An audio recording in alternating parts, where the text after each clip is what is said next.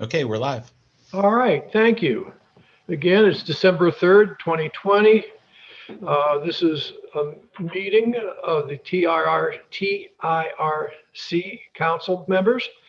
Um, It's slightly after 1 o'clock. I'll call the meeting to order and we'll do a roll call. Sharon, you want to handle the roll call? You have everyone in front of you, don't you? Please. Sure, I will do that. Um, Councilman Julius Oliver, Present. Nikki Posterly, Here. Kyle Mayasek, Here. Ronald Shad, Here. Bert Steen. Here. Good, good. Okay, Right. and so Chairperson, just so you're aware, we are missing Raymond Butler, and Mr. Bush retired, and so we were unable to reach him for notification. Okay, do you anticipate replacing Mr. Bush, or what's the thought on that? I'm going to talk to the mayor Okay. and see if he'd like to see if Mr. Bush would like to continue or if he chooses to replace him with someone else. He's a good man. I'm sorry to see him retired. Okay, Shane, let's turn it over to you, the Economic Development Director's Report. Okay. So once we got the reports in, I did look to review and identify the companies that fell below meeting 75% of their employment goals. So what I would like to do is go through those particular companies so that we have that information once we get to the report. And then also I can discuss those company responses with you with the council. So of the 17 businesses we have active, there were 8 that fell below 75% of their employment goals. There were 9 that met that threshold and 6 that exceeded their employment goals. So I will start with Allied Consolidated. And that company Sharon, should committed the to, report now? Is that the best thing to follow through in the report? we can, Okay, that's fine.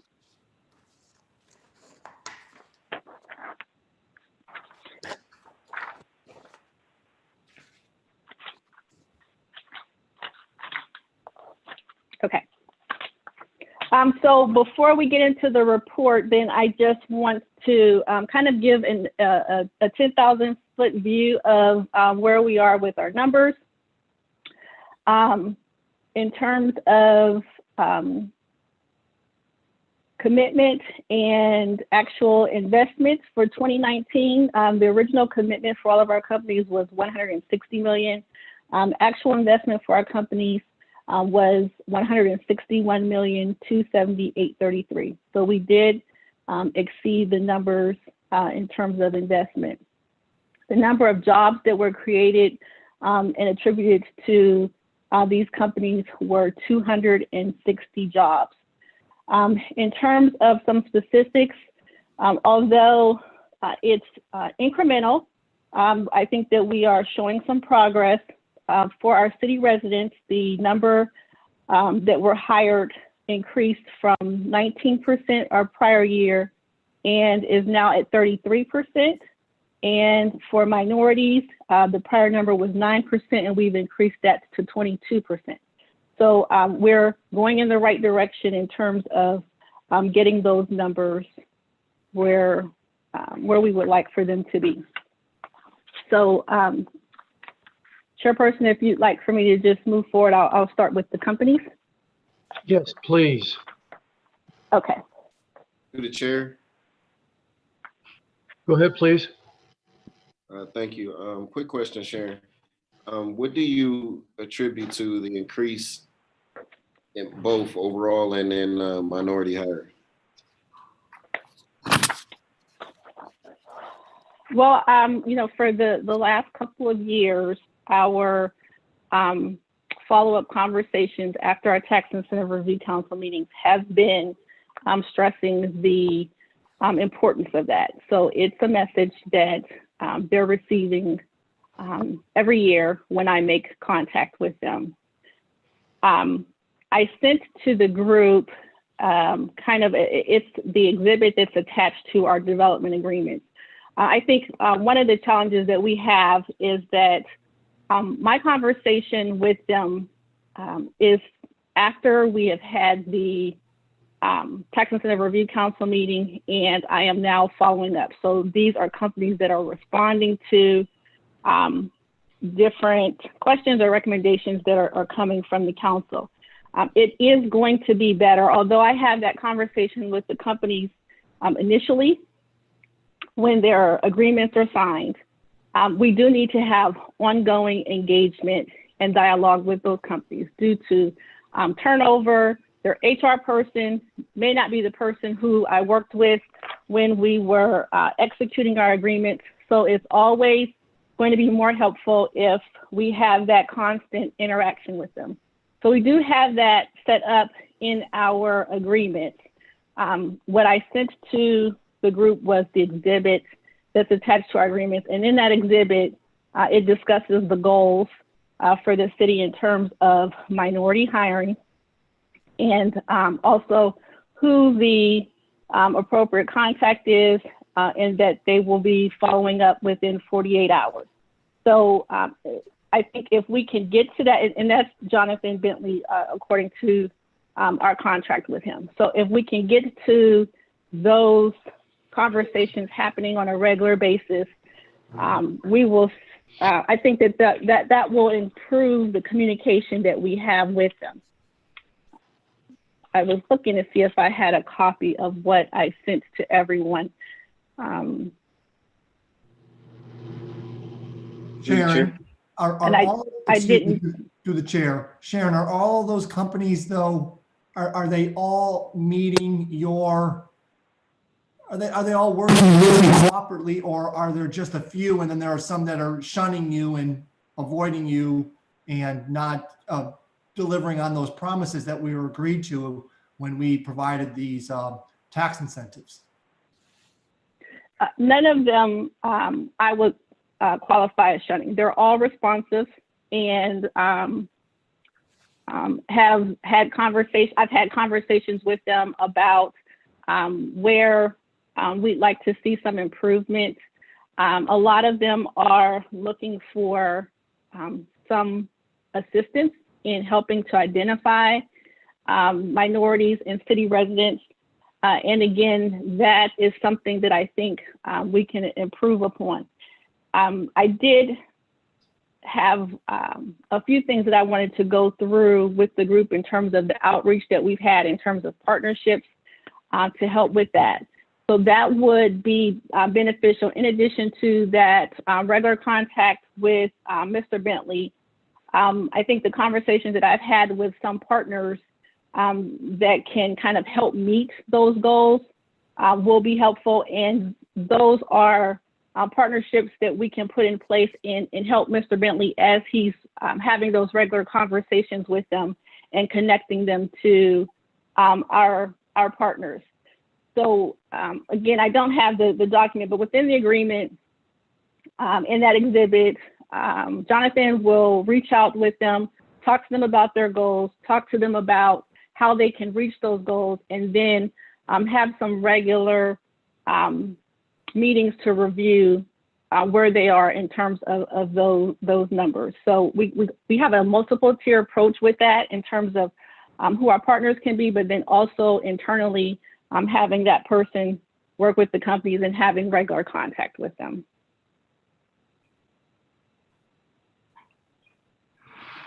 Councilman, you have something to add? Yeah, I just wanted a quick follow-up. So Sharon, you're saying, and is Mr. Bentley going to be joining us today? No, but he did send a report just prior to the meeting that I can read. I think he sent it to the entire group, so we can review what his report says. Okay, and just to be clear, so the increase, although small, is a lot better than it's been in years past.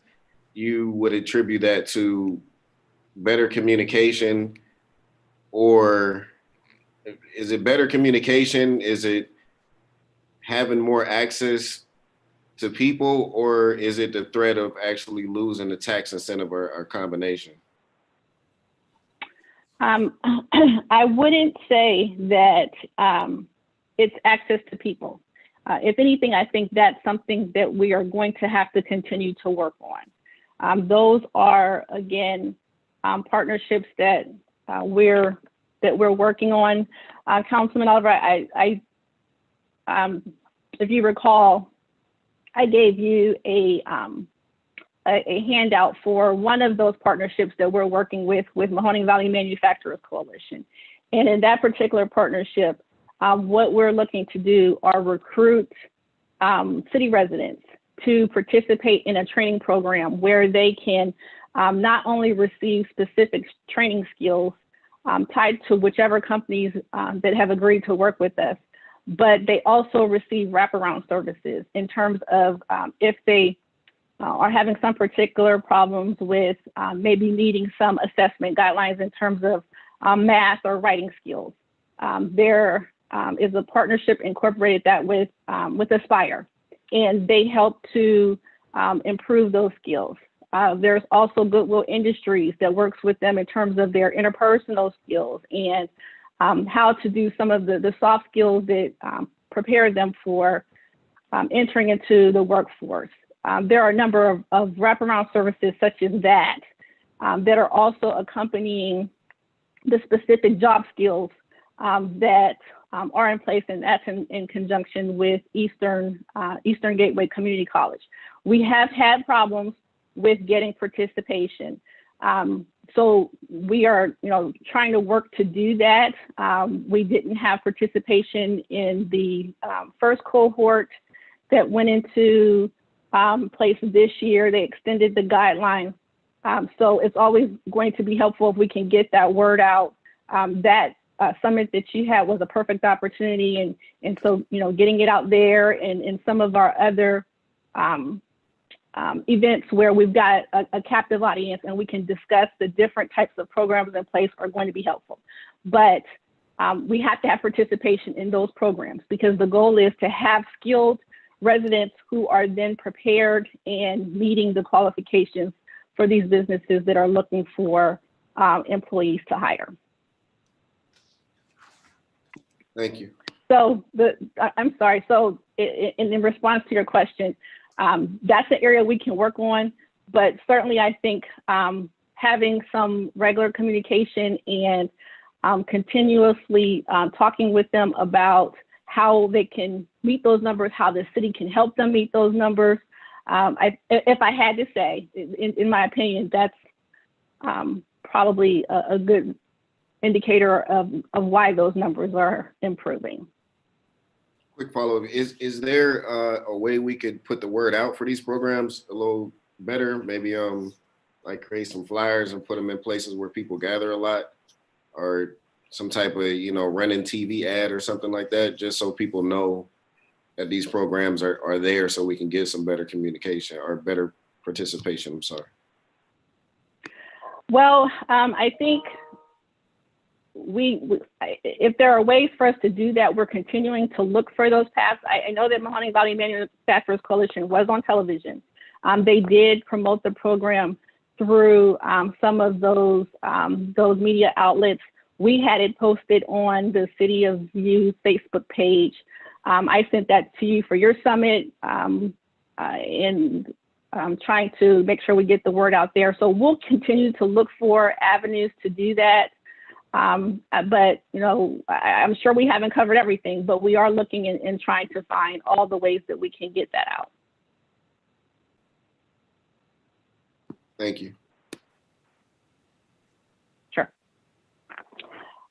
So if we're going to start to go through the companies, then Allied Consolidated, they had a job commitment of creating 27, retaining 27 jobs and creating 16 jobs. That company is now reporting 0. And we had a prior meeting in discussing that Allied Consolidated is a company that filed bankruptcy. So they have dissolved. They're not an operating company any longer. I did have a conversation with the auditor's office and some of your staff, Ralph, in terms of how we're going to make sure that we keep some kind of process in place. And so with our housing and tax abatements, those tax abatements run with the property.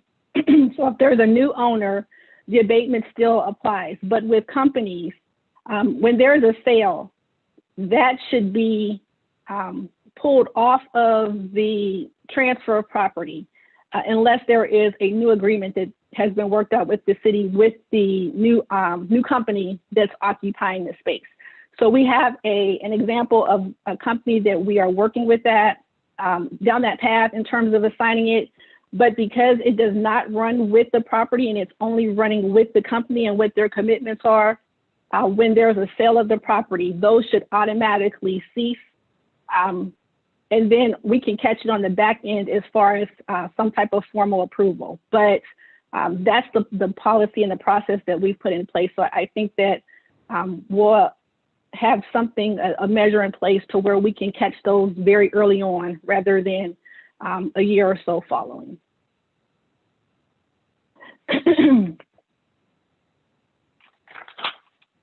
The next company is Bar Holdings Ltd.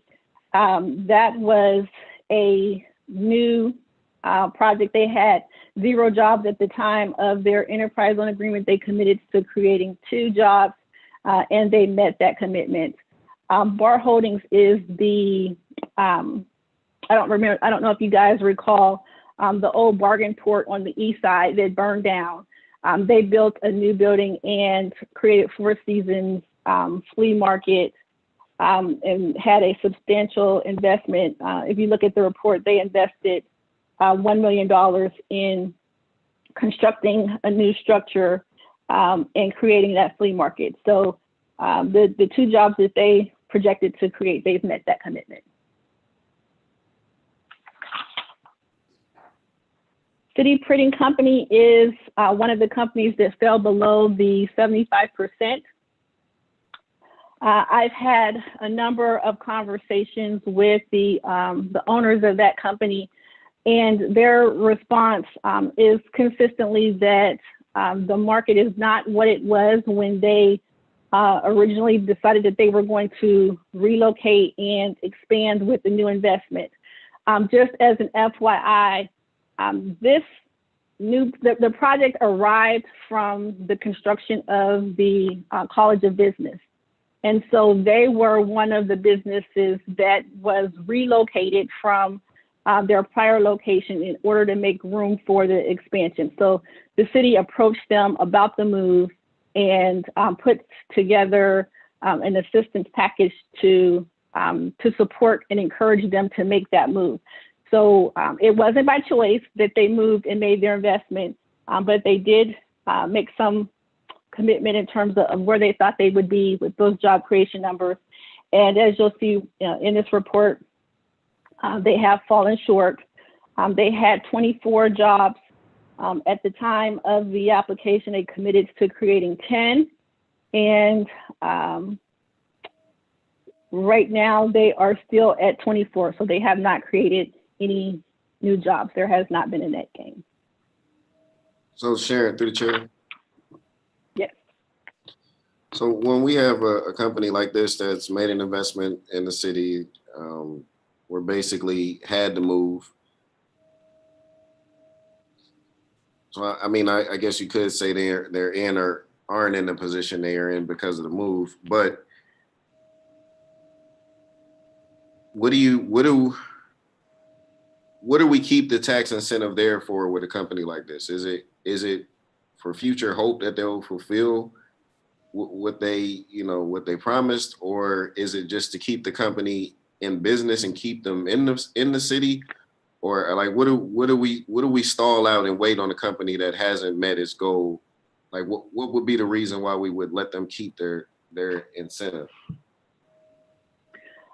So I would say, certainly with the tax abatement, it's a financial form of support in terms of their operation costs. The new investment, let's see, what do we have in terms of investment?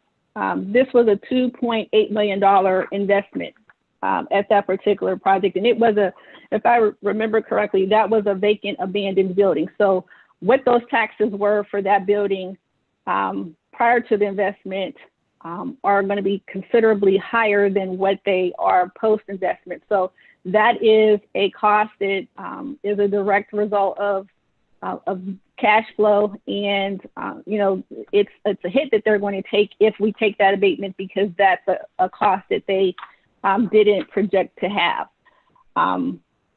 Certainly, I think the reason why we have the Tax Incentive Review Council is so that we can take all of these specific factors into consideration when we're reviewing this.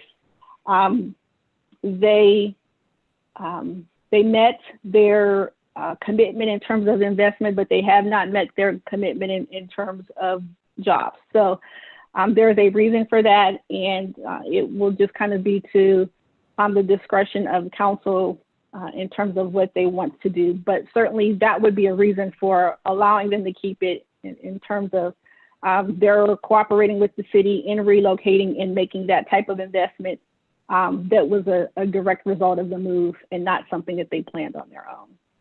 So this would, through the chair, sorry.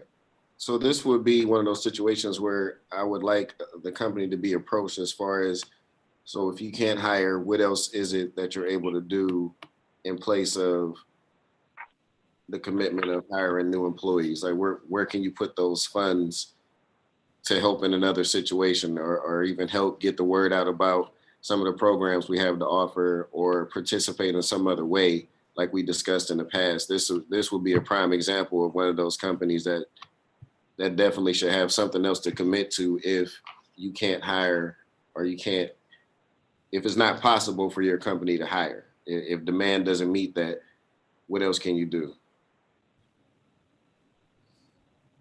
Okay.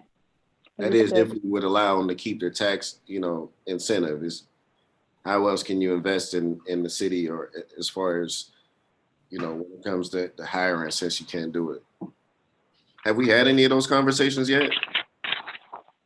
We have had them with some of our businesses. Some of them are, you can more easily identify where there are opportunities to look in different directions.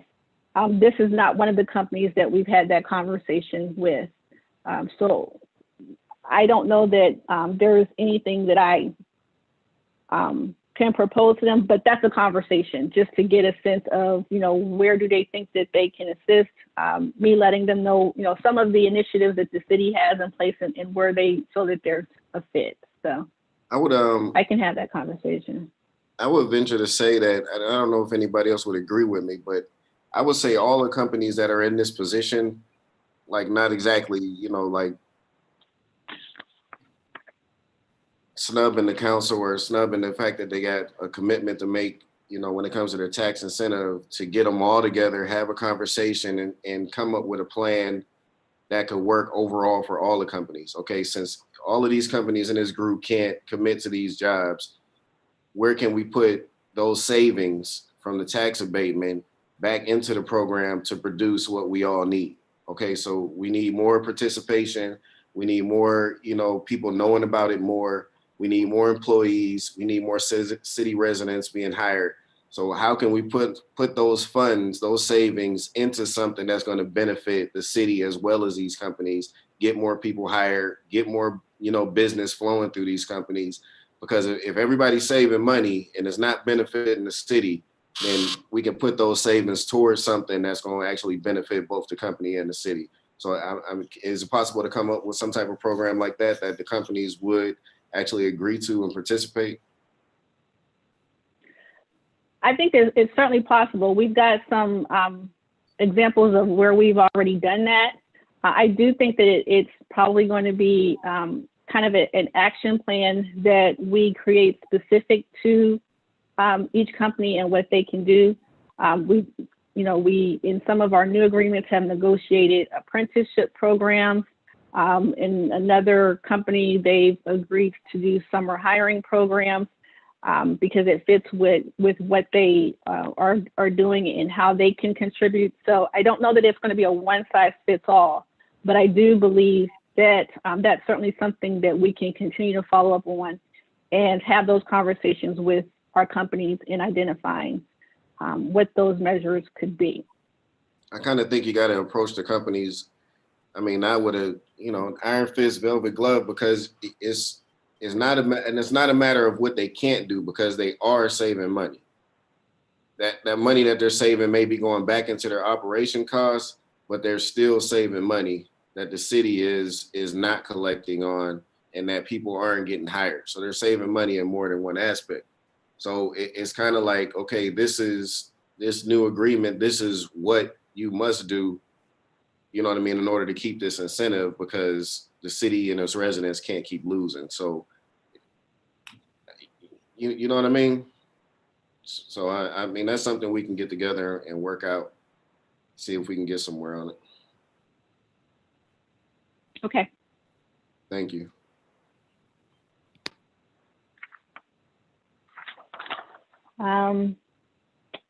Okay, Coronado Steel. This company is a consolidation of 2 expansions. In terms of their job creation, they have exceeded the number of jobs they committed to retaining 45, creating 4. They've actually created 6 employees from their project, so they've exceeded their job creation commitments and met their investment commitments.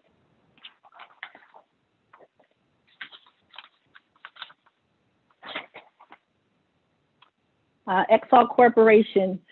This company, at the time of the agreement, had 398 employees. They committed to creating 35 employees. The number of jobs created as a result of the project, I don't know why we've got 0, but I do have their report that was submitted. And they didn't create a net gain of jobs, but they did retain. So right now, they have 331 employees, no net new jobs as a result of the project. So clearly, this is a company that fell below the 75% benchmark that we have in place in terms of their job creation. I did have a conversation with them to get some understanding of what's happening with the project. And I spoke with their HR manager. What he explained to me is when they had their expansion that was happening, they were expanding to meet the needs of customers, and they were growing to accommodate that. They lost 2 of their major customers, which was Anheuser and Coca-Cola. The company, they produce and manufacture aluminum cans for the beverage and cosmetic industry. And so their outputs, their product is in response to packaging for other companies. When they lost Anheuser and Coca-Cola, and the reason for that is that those companies were no longer outsourcing. They brought that in-house. That was a huge hit to their company, and it reflected in them not growing in the direction that they thought that they were going to be headed as a result of that expansion. They talked about a merger that they had with a company called Trivium. That's now the Youngstown location is what they look at as a center of excellence, and there is a move to expand their corporate positions and hiring additional people. They don't believe that they're going to be able to meet the production staff numbers that they originally thought that they would be at based on that expansion, but they feel that with the new positions, they are higher paid positions, and that will get them closer to generating the income tax, even though they don't meet the numbers. That the higher salaries will help them meet what they would have been able to produce in income tax.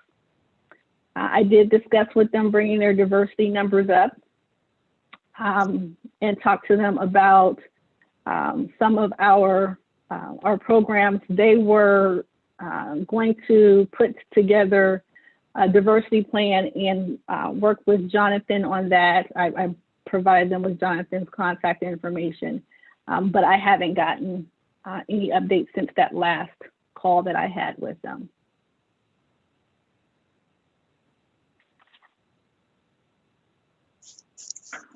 Through the chair. Yes, please. Sorry to interrupt you, Madam Wood. It's okay.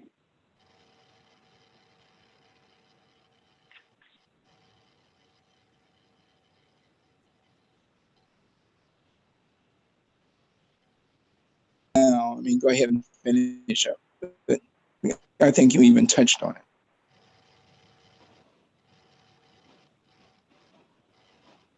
Madam Wood. I don't know if anyone heard. I couldn't hear what your question was. We lost you for a moment. Could you repeat the question? Oh, sure.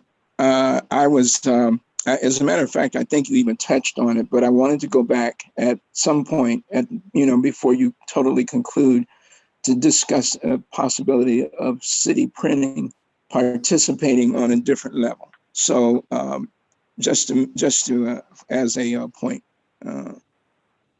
at some point within your presentation. Did you hear me that time? Yes, I'm fine with that. I was just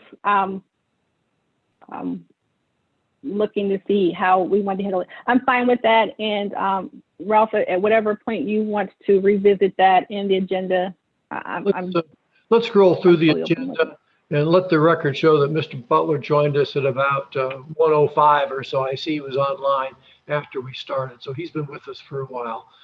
Adds to our quorum. Sharon, if you would, just continue through. We'll circle back that at the end. Okay. Thank So you, the next Thank you, company, sure. The next company in our report is Exterran Energy Solutions, LP. This company is no longer in operation. They were a supplier to the gas and oil industry. With them no longer operating at that site, we had a number of zero in terms of job retention and creation. This particular location, we have negotiated an agreement with a new company to occupy that space. And we will, based on next year's commitments, when we have their agreement in place, we will have new investment and job creation numbers associated with this site. So they're assigning their abatements to another company. City Council has approved that. They're just not in this cycle for reporting their jobs because of the timing of the project, and we will pick that up next year with the new project that received the assignment of the tax abatement.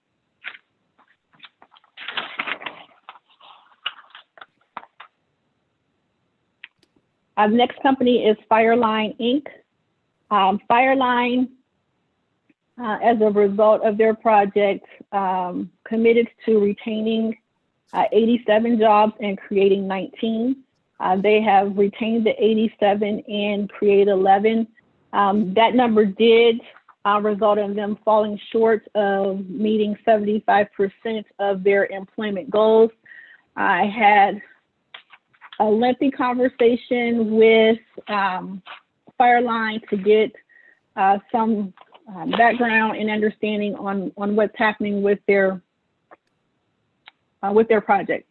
So their expansion, as it was explained to me, was a result of hiring or making investment into their company in order to meet the demand of their customers. As a result of the reconfiguration and the equipment that they hired, they did not account for the productivity that they gained from that. So while they hired new people, they had an unanticipated productivity in terms of meeting the number of units or product of what they have. And so they hired according to their productivity. So there were some gains in that.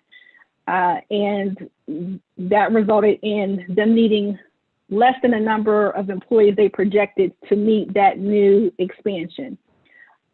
So with that productivity, they gave me some numbers in terms of with each employee, they gained 12% employee productivity gain across the board.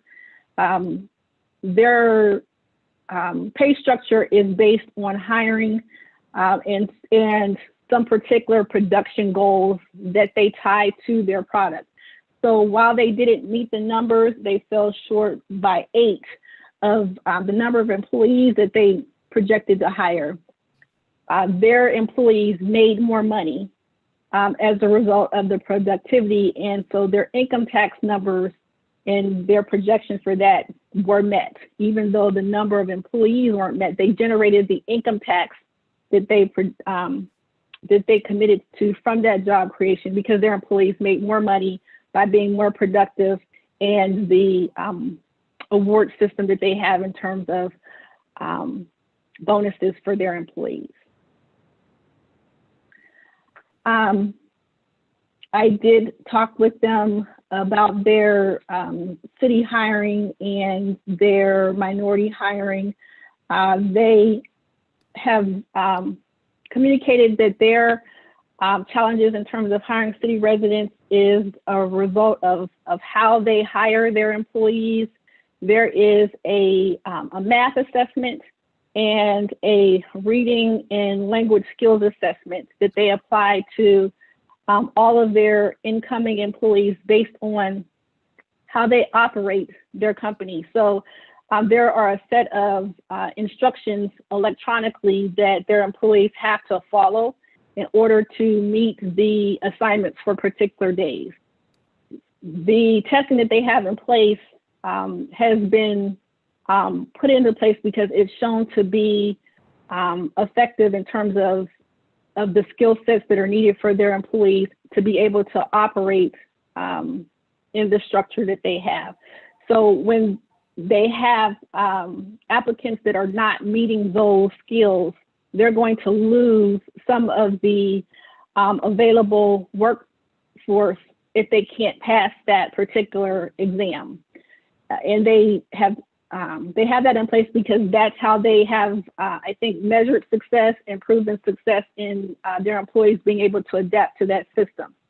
So when they discussed what some of those challenges were, I talked to them about the program that Mahoning Valley Manufacturers Coalition has, specifically because it met, I think, some of their challenges. When I mentioned this to the group before, I talked about how they have Aspire that's in place, and they help boost reading and math skills. So those are particular services that could, I think if we connect our residents to those programs, it would help them be more successful in applying and meeting the criteria for the job hiring that Fireline has in place. I talked with them about meeting with the coordinator for that program. They are very open to that. And we are looking to set up a meeting for the next cohort of programming that the coalition has. So they bring in different employers to partner with for each of their classes. Fireline has agreed to talk with them about being one of those companies. But what they did talk to me about as well during our conversation is if you all kind of look at the time frame of this, these numbers are all from 2019, so it's before COVID hit. they met their numbers, or the numbers that they have came from 2019, but they are not hiring right now because of COVID. And based on the forecast, and they are tied directly to the airline industry, they wanted to be clear in communicating to us that realistically, they don't know that they're going to be able to get to the numbers that they had committed to pre-COVID within a time frame that we typically look at. Everything's kind of stretched out.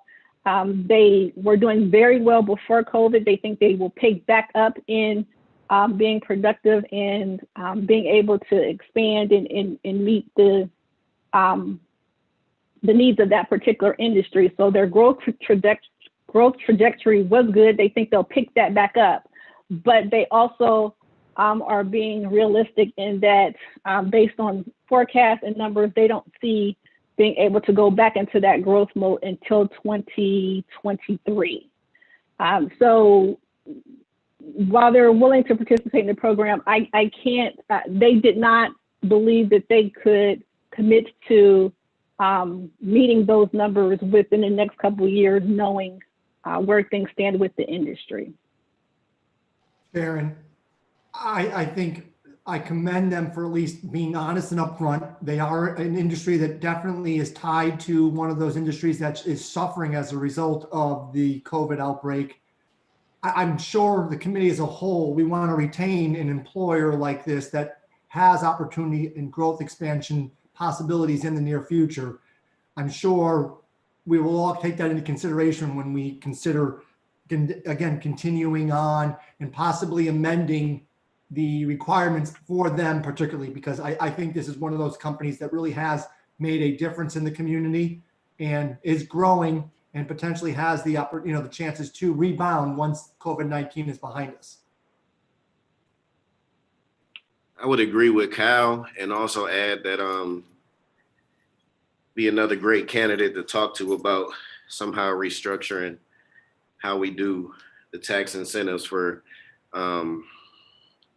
I'm guessing it's going to be for quite a few of our customers, or not customers, but our companies moving forward, especially in the next year when, these numbers start hitting more. So good conversation to have later. Thank you. Sharon, I have a question. My question is, what data are they providing to show that they're having difficulty recruiting people because of test scores? Because we kind of hear this theme a lot that our citizens aren't up to snuff to be able to do the job, but at the same time, are we looking at, are they like telling us how many applicants they had and that didn't pass for some reason, or are they just like, how do we know that those numbers are true? Not just this company, but companies in general. Through the chair, I did not request any particular numbers or documentation for that. What they indicated to me is that, beyond specifically hiring minorities and city residents, they have to generate a lot of applications just to meet their basic needs. So it's not specific to the demographics that we're looking at in general. They just have a hard time meeting their hiring needs because of the assessment and the skills that they need to see with their employees. So it's a problem that they have across the board. And so they are always looking for an adequate number of applicants who can meet that or pass that test that they have in place. I personally believe that this is an opportunity for us to specifically focus on our young people from our Youngstown City Schools and those who are dislocated workers in identifying those residents as great candidates for the program that I discussed.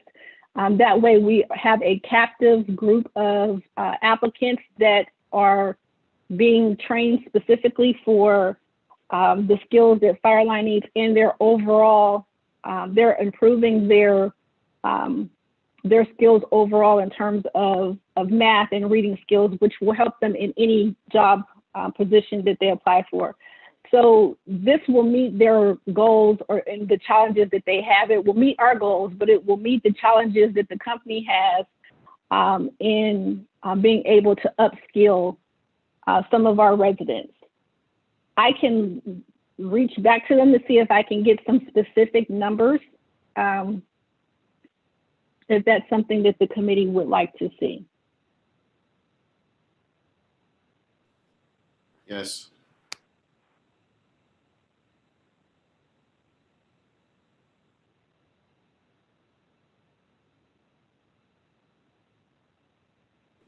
I would as well.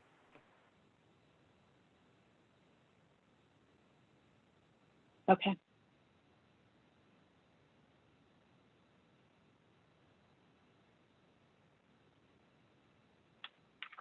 Are we ready to move on to the next company? Ms. Sharon or Nikki, I'm trying to get in through my phone. Thank you.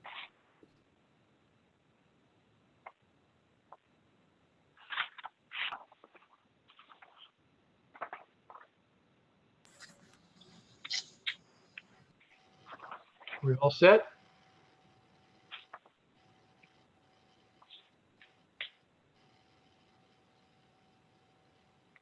I think so, Sharon. Move ahead. Okay. The next company we have is Gasser Chair Company. This is a company that has exceeded the number of jobs that they committed to retain and create. They had 124 jobs that they retained and committed to 20 and hired 21 as a result of their expansion.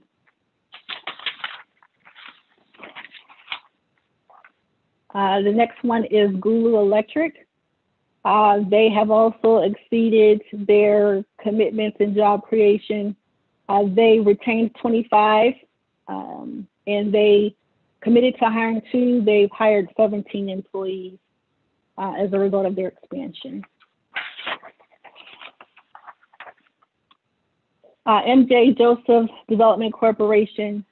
This company is actually one that we have started to have some regular conversations with. The mayor has reached out to them and asked that they provide us updates on the progress that they are making with the Chokan facility and the job creation. We had actually a conversation with them yesterday, and they have given us some rough timelines in terms of when they feel that they'll be in production. The time frame that they're giving us is in the summer, but we are looking to flesh out some additional details from them in terms of when they start production, what's the scale of that production, how many employees will be hired as a result of that, and the number in terms of the wave of employees in the timeline. We don't have anything specific to report in terms of those numbers, but we're having those conversations with them and talking with them bi-weekly. Sharon, is there, through the chair, sorry. Please go ahead. Thank you. Is there anything concrete? Because we've received deadline after deadline. And I mean, I don't think anybody was a greater cheerleader for this project than I am, unfortunately, at this point. But have we heard anything concrete? Because I think we were supposed to hear something in August. I didn't hear anything. I see that he's communicating with the administration. So is there anything concrete where contracts, solidified? Did they, end their feud, or is everybody partnered together? I mean, with everything that supposedly that we hear has been stalling this project out, are those stalls out the way, or have they added a COVID component? Like, where exactly are we? Through the chair, Please. may I? Please. We started bi-weekly conversations councilman with them about a month ago, a little over a month ago. And during those conversations, those exact questions we've been asking, and yes, they have included the COVID component. I know as of yesterday, I believe California was on a lockdown to only essential workers. We have a list of questions that we've asked them specifically. We have not received specific timelines. So as a result of that, we have directed their council to work with our council to open back up the agreement, to look at the agreement. We do recognize that there may be some timelines that have expired. So moving forward in our next biweekly meeting, their council and our council should have met so we can have an update on the agreements going forward. Thank you. From another perspective, approximately 2 months ago, I sat on the Board of Revision hearing for this facility. I sat in, I usually don't, I only sat in a couple bigger, more higher profile ones. And I guess there's 3 buildings up there, but only one of them is even getting close to functional at this point. The other ones didn't have utilities or anything. So the one is about completed. The other 2 are from a production standpoint, not functional now. And Nikki, I don't know if they gave you an estimate when those might be done, but as of 2 months ago, one was close to completion and something could happen. The other place is less than 50 or 25%. Is that what you heard also? Through the chair. So we have had some conversations regarding electricity in the buildings and the type of electricity that they needed to be a fully functioning operating building. We've also spoken with First Energy to make sure that we're all speaking the same on the right track. So our call yesterday included our Public Works Director, Chuck Shasho, to make sure on the construction end that they're definitely following the agreement. From what we gathered in the conversation yesterday, there was a contractors meeting with their contractors and our contractors, and they are aware that there were some contracting deadlines that were not met as well. So part of our next meeting with them will not only be the negotiations with the original agreement, but also the contractors' deadlines, meeting those deadlines and ensuring that the agreements that West Coast Chill has with, or M. Joseph Company has with the utility companies are being followed. So those definitely were some concerns with regard to specific dates and timelines. We have not been able to commit them to any dates. So that's what we're working. And Nikki, just for your information, you go back to your days in the treasurer's office. I understand this has not been replatted. There's an awful lot of little parcels in there, and that probably complicates some of the matters here too. Yes. So. Nikki, Julia, I'm sorry, through the chair. please go ahead.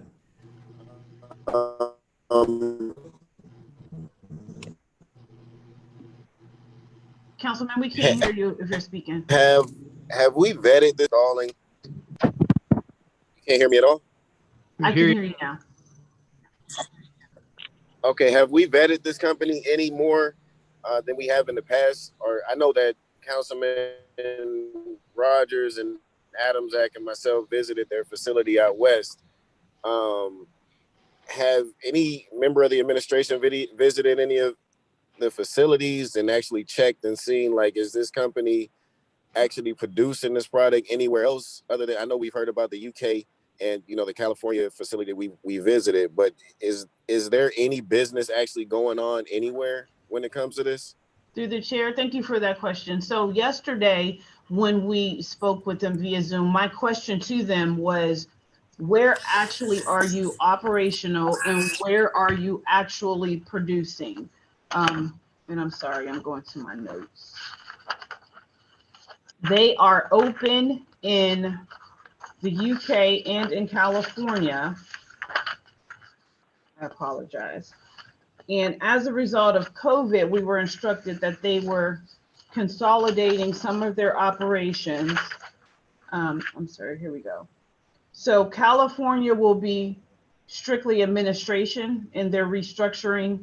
The UK will be research and development, and Ohio will be production, manufacturing, and distribution. So my question to them is, where are you actively producing now, and where are you supplying to? And the response was, right now, because of COVID, that has kind of stalled, and they're not actively. At a minimum, they said California was producing, but where it's being distributed to right now, they're not distributing, and their reason was because of COVID, and they're having issues with their distributors because of COVID.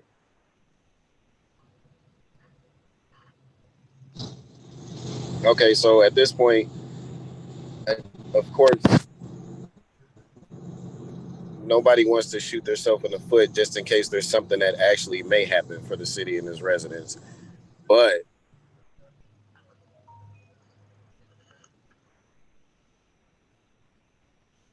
If you're speaking, Councilman, we can't hear hoping you. they'll actually. You hear me now? Yes. I don't get that, but technology. So you can hear me good, right? Yes. So do we keep beating a dead horse and keeping this incentive in place, and hope something happens? Like I said, I don't want to shoot ourselves in the foot and take it away, and then the company actually starts producing something here in Youngstown and hiring people. But do we just have ongoing conversations with them while they keep spending us, or is there a contingency plan in place?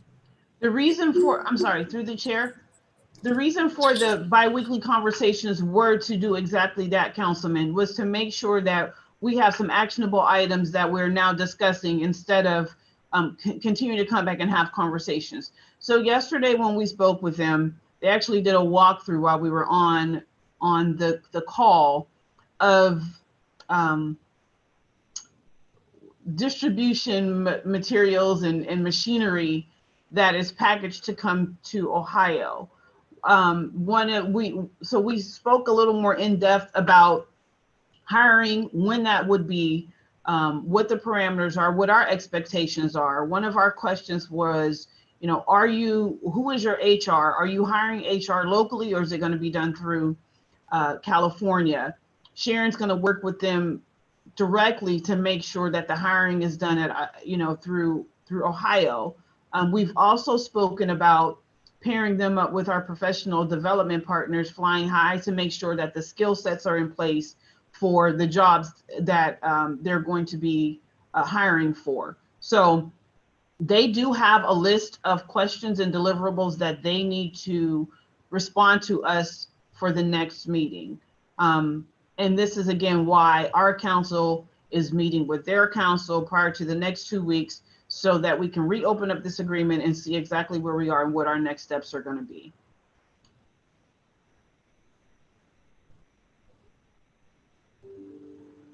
So, can you hear me? Yes. Yes. Can you hear me? Yes. Yes, please. Thank you, through the chair. So do we have a contingency plan in place? I mean, I don't know if this is a forum to discuss that, but just curious. I'll address that. Kyle, please. Julius, through the chair, Julius, we have internally discussed about beginning to consider about how we may unwind this arrangement.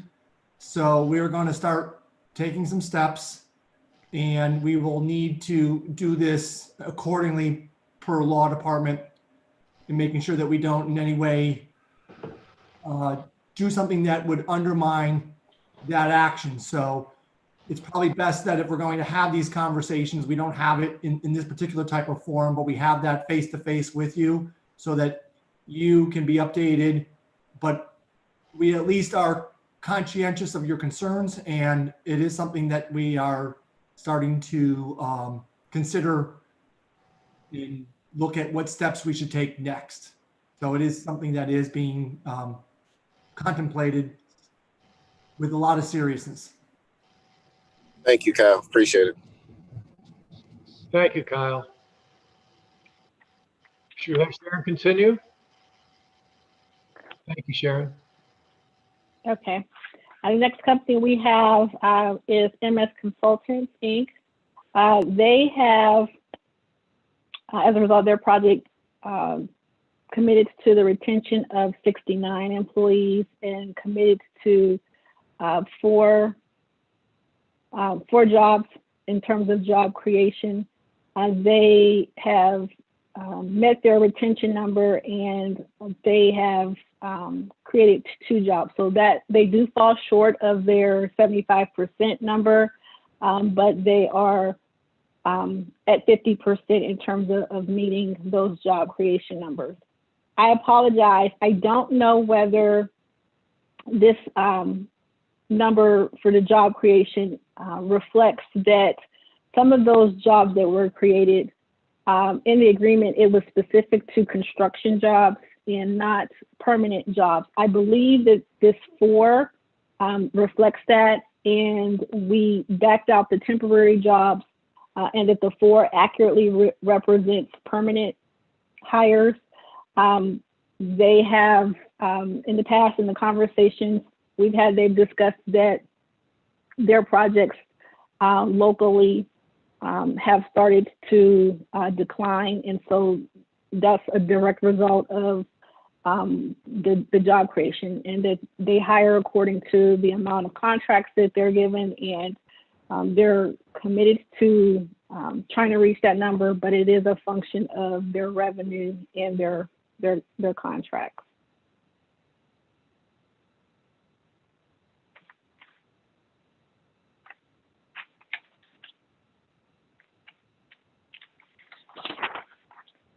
The next company we have is Taylor Winfield Technologies.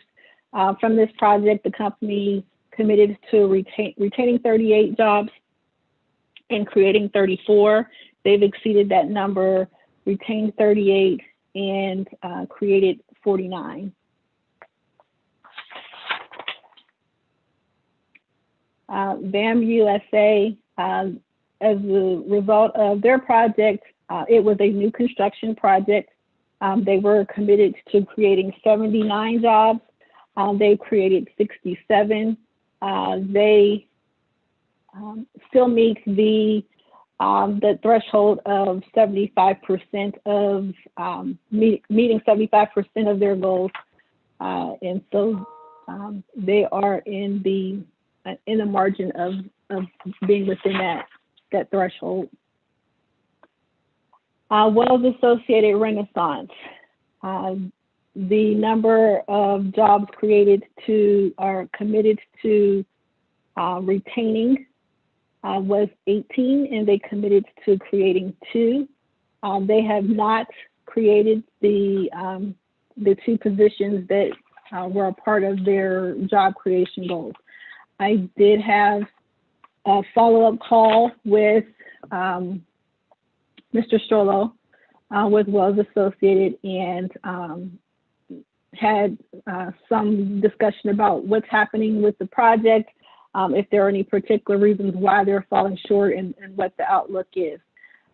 So similar to what I mentioned with MS Consultants, Strollo Architects also have expressed the same, in that their job creation is tied to the number of contracts that they're able to gain locally.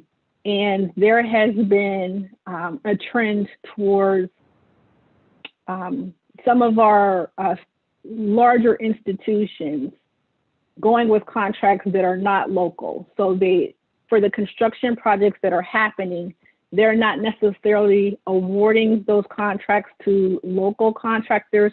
They're going outside of the area. He expressed a great degree of frustration in that, and that this is a trend that's happening, and it appears to still be going in that direction. He's also indicated that they have interns that they try to groom, and wanting to create opportunities for our local graduates to be able to put their roots here and be employed by Wells Associated. They continue to do that, but they've had to let a lot of talent go because they don't have the projects lined up in order to keep them on the payroll. He gave me some numbers in terms of in earlier years.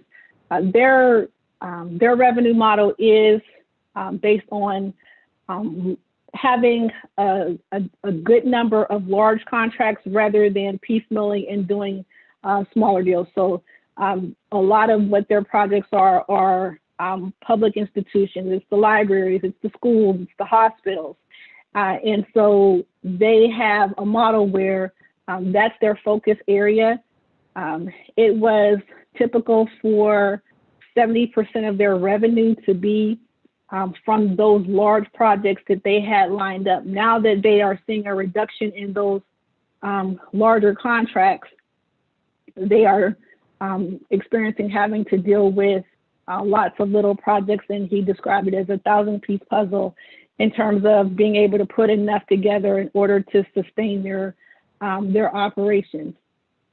He's still continuing to pursue contracts as they come up, but these are circumstances that he's facing with frustration. He did communicate to me that they actually started a scholarship. And Councilman Oliver, this is in response to, I think, some of the conversations that you were leading into in terms of looking for something else from the companies. So I talked to them about, their role as a community stakeholder, what type of other commitments they could make. And they discussed that they do have scholarships that they have in place for Youngstown City School students who are interested in pursuing architectural and engineering disciplines.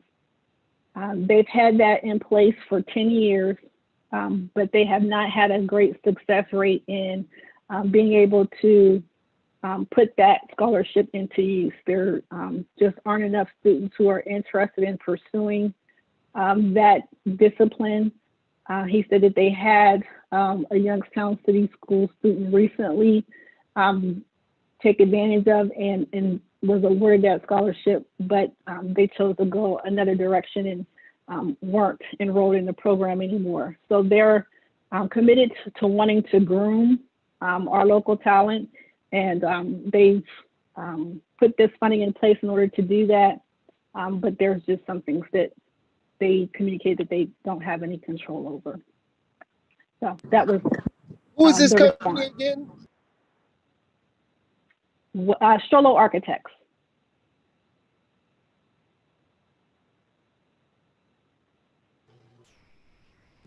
All I know is that we've never heard anything from them about a scholarship. For my time on the board, I didn't know they had a scholarship in place. They're having, if you could forward me that information, I'll be sure to serve.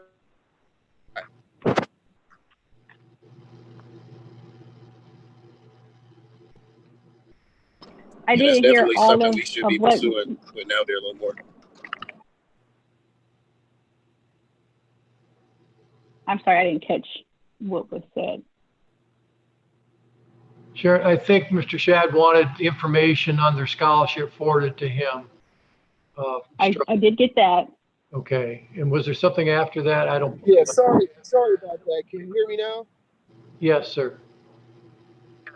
Okay, all I'm saying is that if they can forward that information to me, I will ensure that we have our children made aware of that scholarship, and we have individuals apply. Thank you. Thank you, sir. If I recall properly, Sharon, this is the renovation of the Wells Building downtown, and Strollo moved their headquarters in there probably, what, 5 years ago or so, I think? Is that about right? So, Yes. yeah, it's an architectural. Yes.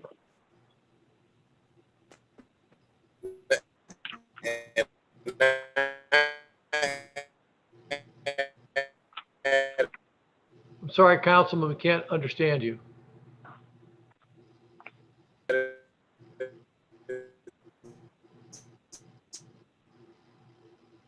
guess we have a bad connection there.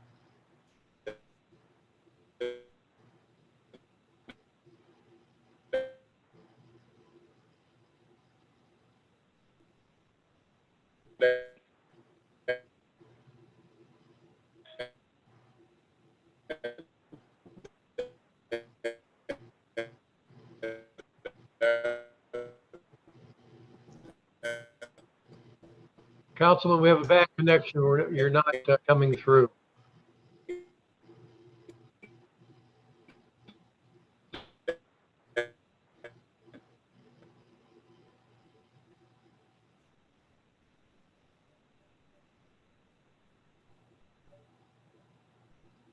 Sharon, let's go ahead and move ahead and see if I think he logged off. Maybe he'll be logging back on shortly. Let's move ahead. Thank you. Okay. The next company we have is Youngstown Campus Associates. This is the student housing project on Wick Avenue. The Enclave, I think, is the name that it operates under. The project resulted in a commitment to create 26 jobs. They've exceeded that commitment and created 39 jobs. Youngstown Edison Incubator is our next company. They committed to retaining 11 jobs and creating 5. They've reached their maintained their retention number of 11 and created 4 jobs. So they fall within that 75% threshold. Youngstown Stambaugh Hotel, which is the DoubleTree Hotel downtown. They committed to creating 22 jobs as a result of the construction project. They have exceeded that commitment and created 31 jobs. And that's it for all of our company reports. Thank you. Great job with that, Sharon. Mr. Butler, do you want to circle back with your question on city printing? Yes, Mr. Chairman. Thank you very much. And I think it was a great report also, Madam Woodbury. I'm glad I had an opportunity to wait, but first let me apologize for being late to the scene. We were celebrating, the leaving of one of our employees that's going to Brother Chairman's operation. And so I was at that. But anyway, to get back to the point. In this instance of city printing, where they do have certain trained skill and specialty projects, and I think you touched on it a bit, Madam Woodbury, through the chair, when you ask about, or when you mention the apprentice programs and so forth. And when those individuals or those groups or operations do not meet the requirements that they could either be required to or create some sort of apprentice program or training, because they either can't find the folks as they claim, they can't find the individuals, or even if they're not forced to hire them, at least train them for some other opportunities in the city. So I just wondered is there, and I think the councilman talked about, is it in our agreement with them that if they aren't able to create the jobs, that they would commit to the training, either through the project that you spoke about, training, setting up training, or other things for our folks in the city, or through their own operation. Through the chair. I appreciate both Mr. Butler and Councilman Oliver's comments, and agree that these are definitely strategies that we should continue to pursue. I am planning to follow up with the companies in being able to come up with some type of, I think, alternative kind of action plan in terms of what can be some alternative ways of meeting the numbers when we're not getting the job creation that we're looking for. There is a component in our agreement specifically for minority and city residents that require them to work with Mr. Bentley in trying to find actionable goals to meet their shortfall in those numbers. So there are some components of that in place. And so by those actionable goals, that could go in a number of directions, including the apprenticeship programs that you were speaking of. So we do have that measure in place in order to see some improvements with that. I feel very confident in our opportunities for partnership in terms of working with these companies when we're discussing workforce development challenges. It's going to be beneficial to all of us if we are able to identify those partnerships because that's where I think we have a better opportunities for success when we have conversations with and programming that we can tie to these companies with either Mahoning Valley Manufacturers Coalition or Flying High. Those are programs that in organizations that have the infrastructure in place to be able to accommodate some of the training that's needed. They've got expertise and a capacity to do that. So it's always going to be to, I think, our advantage and benefits to continue to pursue those partnerships and working with their programming to connect our companies to those programs. We've had, I think, some great conversations. The mayor's had a lot of conversations with Flying High. I've also reached out to them so that I can find a way of connecting with companies and getting them to agree to become partners with Flying High because of the training that they have in place. And so there can be some direct connections and partners who have that skill set in place to help us meet our goals, and then they can also meet the mission of their organizations. So apprenticeships are certainly going to be one of the outcomes of that, along with some of the other programs that are in place.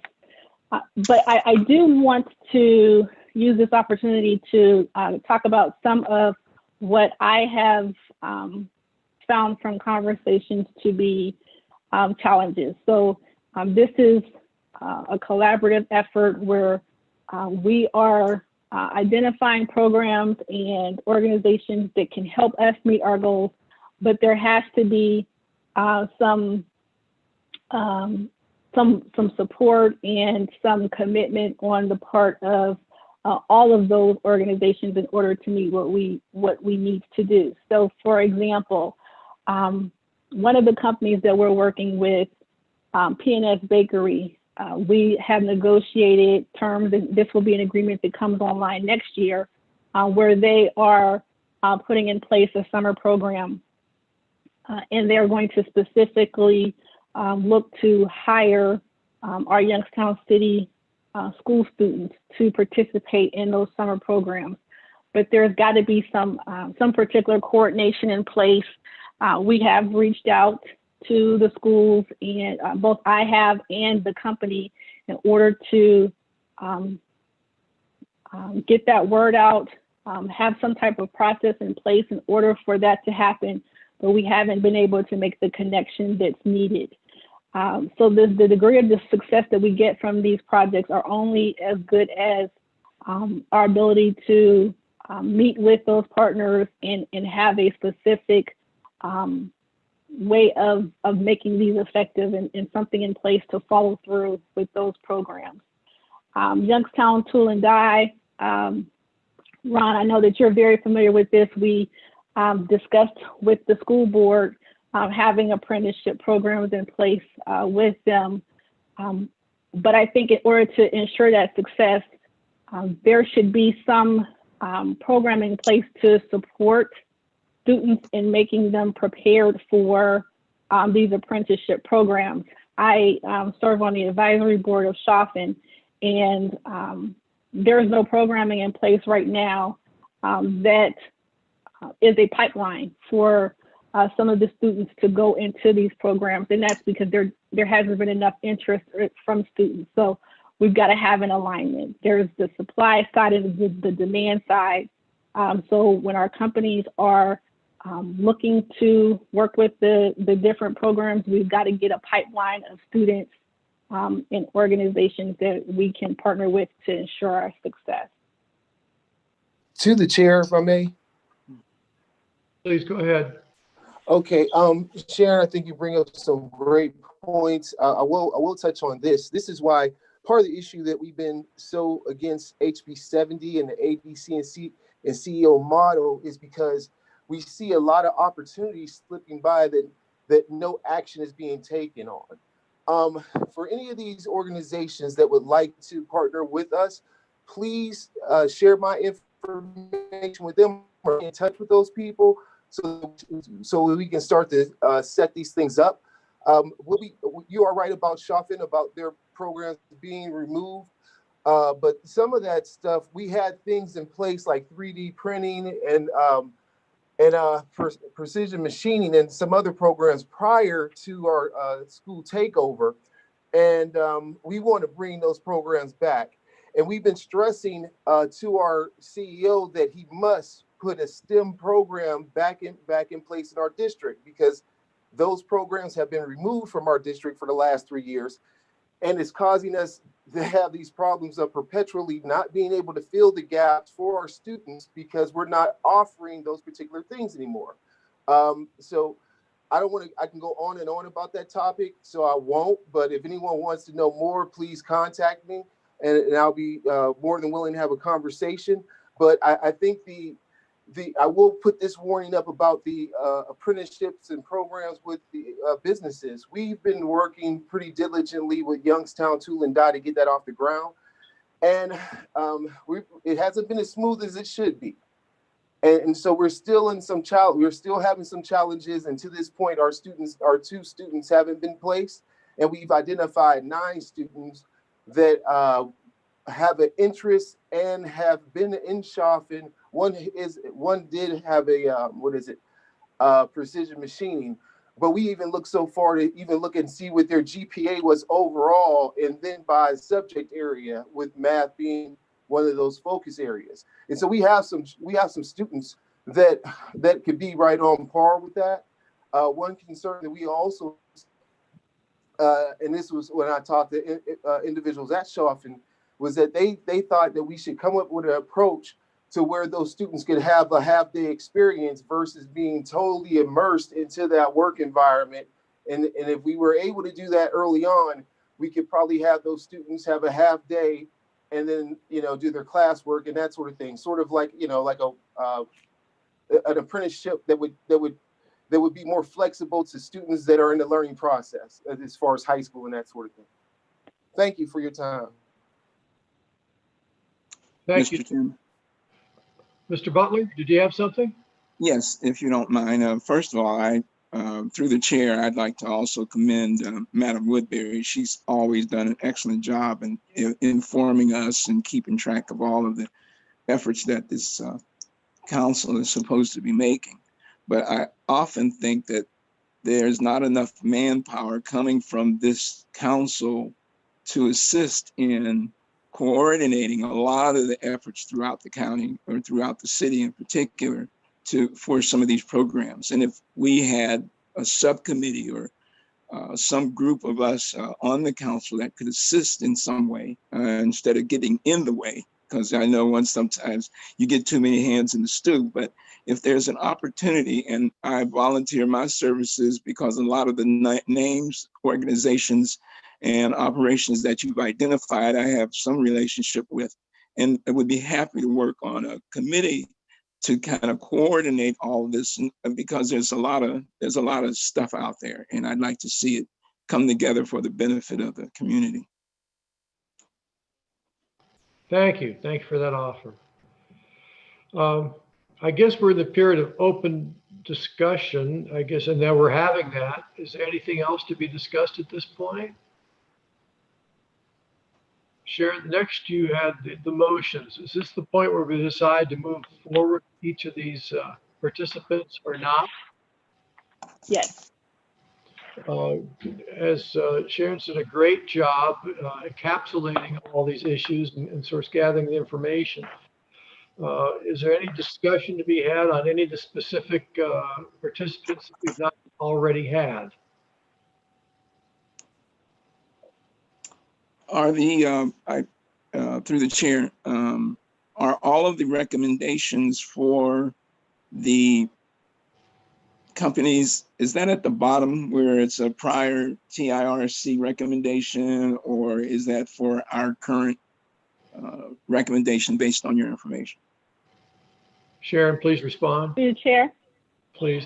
This is just an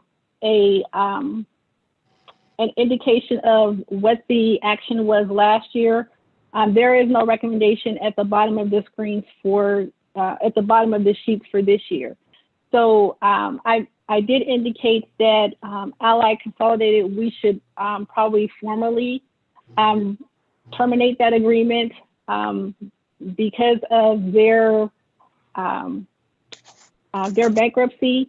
There is a mechanism in place. I've already talked to the auditor's office where they are going to remove the abatement off of the auditor's rolls. But in terms of formality in our agreement, I think we need a recommendation to terminate the actual agreement. And that's That's for Allied Consolidated. Okay, thank you. And then the others are at the pleasure and discretion of the council. I would say if there are some that you want to remove out, that we take those companies out and give make the motion. But if there aren't any companies that we're isolating and looking to take some specific action, then we can just as a group identify the remaining companies and make a recommendation for continuance. And if I was paying attention, and I was, I don't believe you recommended any others for removal. Is that correct, Sharon? Correct. As far as my recommendations, there are not. But I just want to have the platform to inform everyone in terms of all of the information that I have. That way, a decision can be made from the council. Great. Mr. Chairman, go ahead. I'm sorry, Mr. Chairman. I just wanted to make a motion if that was in order. Yeah, well, I think we have two motions here. I think we probably need one motion to remove Allied Consolidated. That was going to be my motion. Okay, that's Mr. Butler's motion. Do we have a second? I'll second. Mr. Shad seconds, and let's say all in favor signify by aye. Aye. Aye. We have the ayes, I believe, and being any opposed. Okay, thank you. I guess for the record, in order to remove any of these, as far as the auditor's office is concerned, we do need a motion and a resolution from the board to remove those. We need that piece of paper out there to get it done. So as you finish that, get along to us and we'll record that. Now I think we need a second motion to continue with the abatements for the other aforementioned companies. I just Do I have, hear a motion? I have one question. Oh. Sharon, Kyle? Exteron, why are we going to keep that in place if there's no longer any activity or the business is non-existent? Is that another one that we should be considering? I don't believe so. I can get clarification from our law department, but we have to have an existing abatement in place that we can assign to Youngstown Tool and Die. Okay. You can't grant a tax abatement to an existing project. You can only grant one to new investments. So in order for them to receive the benefit of the existing abatement, it's an assignment of Exteron to Youngstown Tool and Die. Understand. Okay.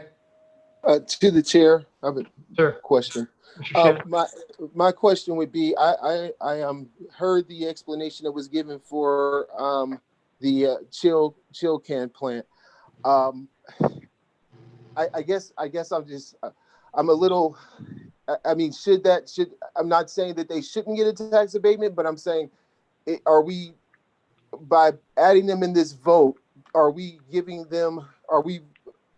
validifying their practice of, they haven't done pretty much anything. I was just kind of concerned about that, because at least the other organizations who haven't met the threshold have had some sort of reason to why, and they're actually operating.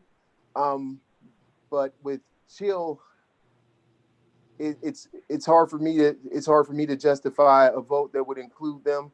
And I understand what the city is trying to do, but if we could just have a little bit more conversation about that, or is it a way, or is this not a problem I should be worried about because of the actions that the city is taking? Who would like to respond? Sharon or Nikki? I'll take a shot at it, just in terms of the functions of the council and how this may or may not fit into the ongoing conversations that that CHOCAN is having with the administration. So there is a deadline, and I don't know what that deadline is, Ralph, in terms of when a company has to be either removed or something formal in place for the tax deadline for them to either continue to pay the abatement that's in place, or for them to be responsible for the full assessment.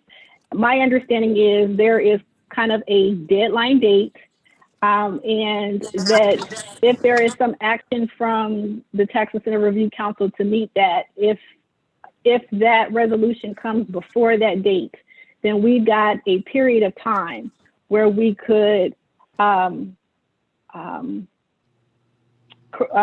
make an amendment to the abatement on the auditor's records in terms of keeping the abatement or not keeping the abatement. So I don't know that by continuing it today, I don't believe that shuts the window, because we've got a time frame before we take them off for the next tax cycle. But I don't know enough about the date and how that works to be able to offer more detail than that. So through the chair, Madam Woodbury, should we then just make a blanket motion based on your recommendations to include everyone at this point, and then revisit whether we need to remove them at such point that the city? I mean, should we just make a blanket motion for all of the rest to be continued?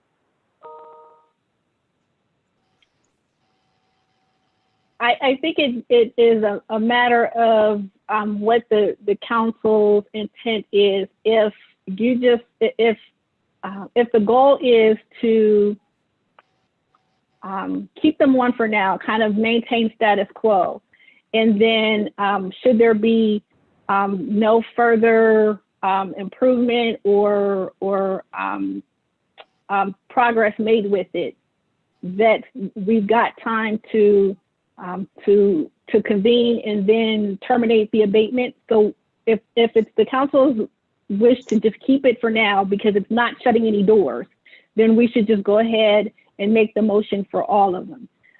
If that's not the intent, and Ronald is looking for us to make a decision today on whether we want to terminate it or keep it, then that's a different matter altogether, and we should have that conversation now, make a separate recommendation, and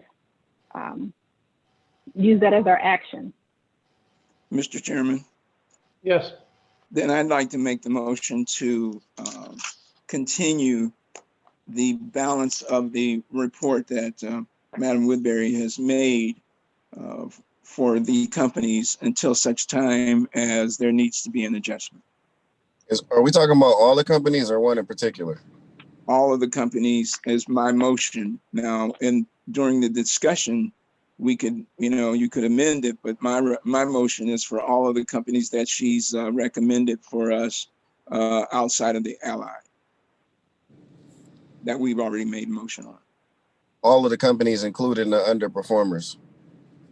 At Yes. this point, yes, because what I'd like to see happen, and I know that you're on the same page with me, because I know your some of the ideas that you had. Of course, you may not have been on the conversation at the time. I would hope that we would be able to at some point form a subcommittee to deal with all of those recommendations that Madam Woodbury, that you, and also Member Shad has made regarding some of the training and opportunities. And my hope would be that we would be able to form a subcommittee to pursue connecting all of these different strands in order to make a strong opportunity for the city. So my recommendation is that everybody to be continued until such time as it would be necessary to remove them based on non-performance. I would agree with that motion if we're 100% about to come up with something concrete that's going to totally change things. But not if it's just going to be to stall out, another year, and then we come back with the same results next year again. But if we about to really put some plans together and put some criteria down that all these companies are going to be able to abide by, whether or not they can hire, then yeah, I would definitely agree with that motion. But just to complete my thought, then, Mr. Chairman, through the chair, we've been through the chair, Brother Oliver and I, we've been down this road before. We've talked about doing some of these things, and I think some progress has been made. And I know Madam Woodbury and Brother Bentley have done some extra efforts to make sure that we get to those those directions that we discussed. But as I just told the committee, that I'd be happy to form a subcommittee in order for us to make sure we were able to, meet more frequently and have more substantive answers to some of these situations.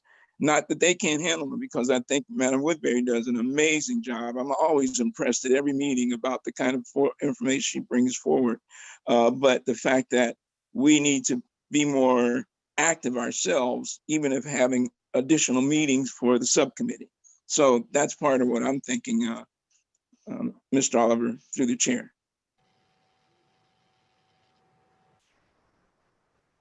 Councilman, any response? No, I would agree. Okay. So if I may summarize, we have a motion and a second. Should we call the question? And the motion is, with of course, the exception of Allied Consolidated, which we already voted on. Right. Continue with the other participants at this time. We have a first and second, and call the question. All in favor, signify by aye. If you want to unmute just for a second, it'll be fine. Aye. Aye. All right. Any opposed, nay? Hearing none, the motion carries. I think, Sharon, we're at the bottom of our agenda at this point, are we not? Then, Mr. Yes. Chairman. Yes. Okay, Mr. Butler, you have another thing for us? Yes, then, since I have suggested that we put this committee together, I'd like to see if there's an appetite for a motion to form a committee to help to make sure we stay in contact with the efforts that Madam Woodbury and Mr. Bentley are making in order to, and all of the others, I don't mean to leave anybody out, but are making to try to get these companies on board, and not just them, but the opportunities for us to use these companies for the apprenticeship and the skill training programs, and be the council itself be more active, so we're not at the same place next year. I have a question at this point. When's our next meeting scheduled, Sharon? We're going to be on a 90-day schedule again, or have we not decided? I'm glad you brought up that point, Chairperson. So we did have that conversation, or the plan that we were going to have quarterly tax incentive review council meetings. That I don't have a date. We could schedule that date now for the first one for quarter one of next year. And if there is a working committee that's been put together, then that committee can work to come or to meet with those companies and have some response to the questions that both Councilman Oliver and Mr. Butler posed, with a specific recommendation and some specific action steps that were put together, and then we could present that for our first quarter Tax Incentive Review Council meeting. I guess as I'm thinking on my feet here, we're going to be moving through Mr. Bentley's responsibilities to some extent here, and I'm just hesitant to move forward without his input as to the construction of this committee. I think it's a great idea we do it, but I want to make sure we have room at the table with something to be. If I may, Mr. Chairman. Yes, sir. I would think that not to move into Mr. Bentley's neck of the woods, but just our committee's responsibilities, and that we could meet with Mr. Bentley and Ms. Woodbury on some near-term basis, like after the first of the year, and find out what the committee could find out what their efforts would be best, how their efforts would be best served. And I think that that committee, that if we formed, would work to support them and not necessarily, do anything as opposed to their direction, their current direction. Well, would it satisfy then if another Zoom call was scheduled for those discussions? Obviously, there's going to have to be Zoom calls because that's what we're doing now. And should we move it to after the first of the year? Is that I don't think not much is going to be done between now and the first of the year, but the first or second week of January to set up a Zoom call to have that specific discussion and put it out to all members of the committee, and anyone who would like to attend can. Would that satisfy? That would be very, very satisfying to me. But like I said, I hope that the committee has, the council has the appetite for a subcommittee, because we're all busy and we all have a lot of stuff to do. And I'm not trying to create more stuff for myself or anybody else. I just enjoy the fact that there are several of those of you out there that are really working hard to produce some of the results. And I think there are good opportunities because there are a lot of people who want to do something. So that's. Well, I think it's great. I think we could definitely put together a subcommittee and schedule a meeting, as soon as possible with Mr. Bentley. I think we could even, find more productivity when it comes to the quarterly meetings if a subcommittee was formed. So I'm in favor of it. What's your time frame, and what do you think? Can we push it off to the first of the year? Or do you think we want to get it done before the Christmas? I think we can. I'm open for whatever. But if everybody wanted to have, more clear minds after the first of the year, then that's fine as well. Okay. I go back to Sharon's difficulty in getting a quorum. Sometimes we had to push our meetings back several times. So maybe if we put out a date very soon for sometime after in the first couple of weeks of the new year, open it to anyone on this committee to be part of the subcommittee. Is that acceptable?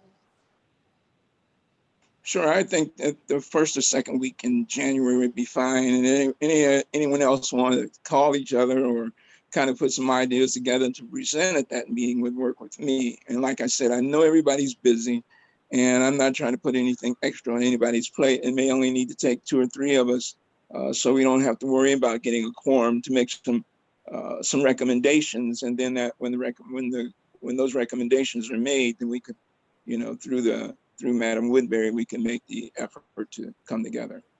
Thank you. Sharon, do you want to talk to Jonathan about a date? Is that the way to do this, you think? Sure. Okay. Thank you. It's a good point. We were making progress on this thing as we've been together for a few years on this, I know, and the progress is slow. We have problems, and there are many here. And I guess the kind of a conclusion, I think 2020 is, as we all feel, a lot of these companies are not going to have had a very good 2020. So what we're seeing right now for 2019, we'll see much of a replay, if not worse, for 2020. So the institution of a subcommittee on this is probably very timely. So I thank you for your suggestion, Mr. Butler. Through the chair. Mr. Oliver? Yes, thank you. I would like to, one of the first things for the subcommittee to tackle, and something we can start thinking about now, is I know we got companies that's going to be, opening up in the next, year. They're purchasing buildings and things right now and going to be looking for tax incentives.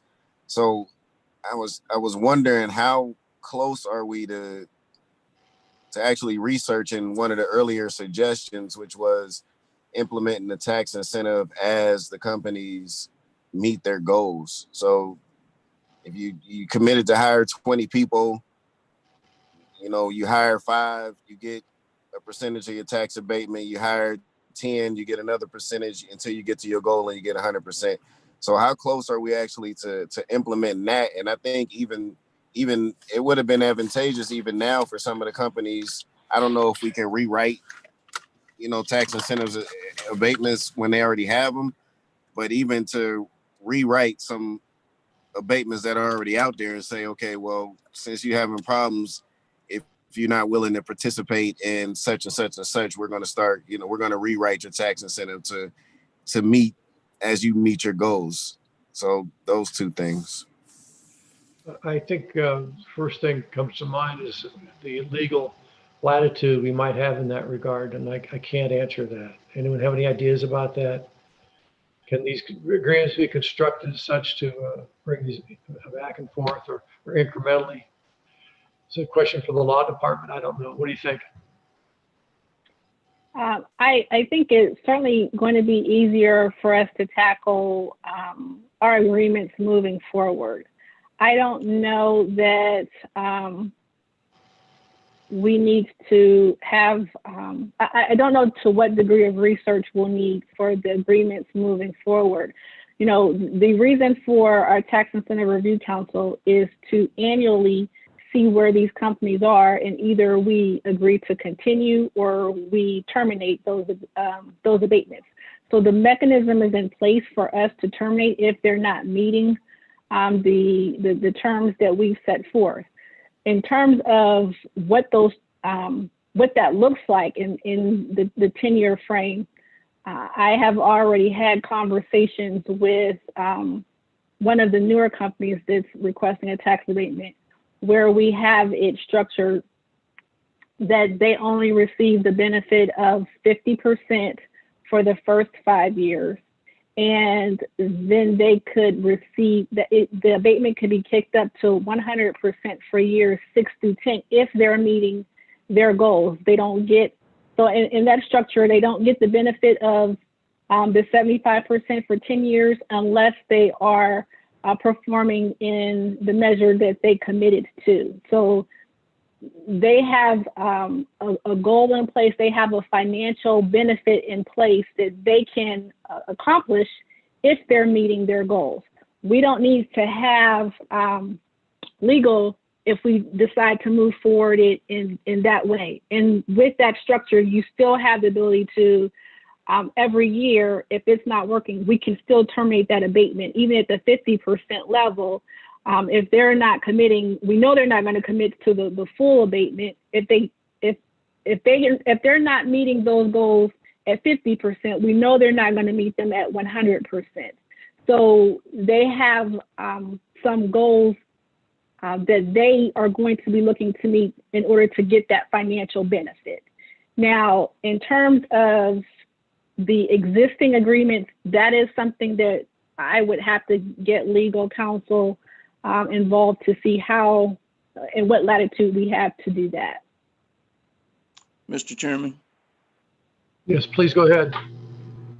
I would think that our first quarterly meeting of next year might be a great place for to address some of those issues, because I believe that the economy will probably start to turn around in the first quarter of next year, and we can make a better assessment, because this year is going to be, it's going to really be hard to make any worthwhile assessment based on the COVID instance and the impact on businesses. So I'd be willing for this committee to take that up at that first quarterly meeting, and that's outside of the subcommittee meeting. Okay. Any more discussion? Okay, we have enough direction then? I think we do. Can I hear a motion to adjourn? Motion to adjourn. Thank you. And a second, Mr. Butler? I second the motion, and Thank looking forward to Merry Christmas and Happy New Year to all of you. And we'll hopefully that our committee can form in the second week. We can give Madam Woodbury a call Good. of the new year. We'll call the vote. All in favor signify by aye. Aye. Aye. Hear no opposition. The meeting is adjourned. Everyone stay safe, stay healthy, and have a great holiday. Sharon, you did a wonderful job. Thank you so much.